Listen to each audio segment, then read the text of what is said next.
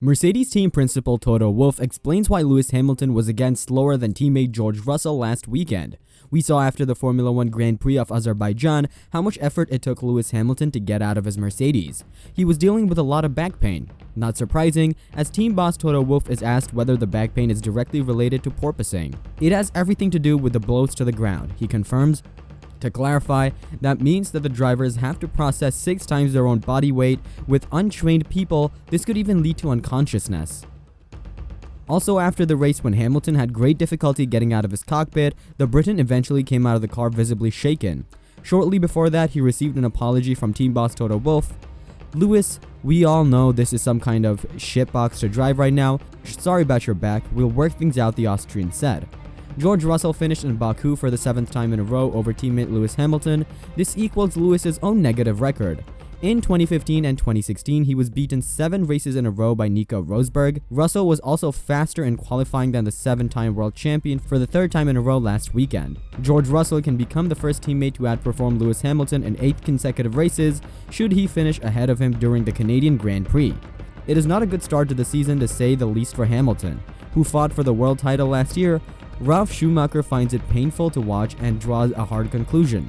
Lewis Hamilton is the biggest loser of the season so far, he says. George Russell joined the team at the start of the season and is already stronger in qualifying.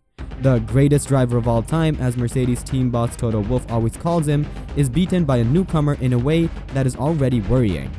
The former F1 driver and the brother of legendary Michael Schumacher is very surprised at the situation at Mercedes. There are really only 2 possibilities. Either Russell is the new superstar, or Hamilton has had such a strong car in the recent years that he made up for a lot with it.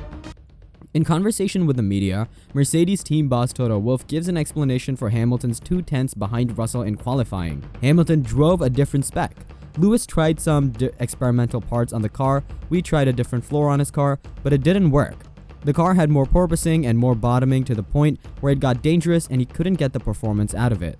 And because the car is sensitive, if you do something wrong in terms of experimenting with the car, which has to be done to learn how to perform well with the car, there's immediately 2 to 3 tenths between the drivers. And yes, in the last 3 races, these experiments have gone wrong for Lewis and not for George.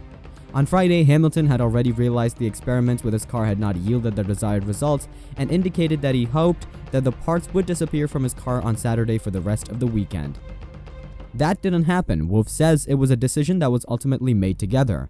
Hamilton helps decide what happens. All decisions are made between him and his engineers. Sometimes things go wrong. On Sunday, he had a car that was more than difficult to control.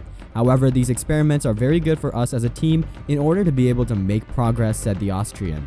Despite the fact that Russell is 37 points above Hamilton, it's difficult to say who's the fastest driver in the team.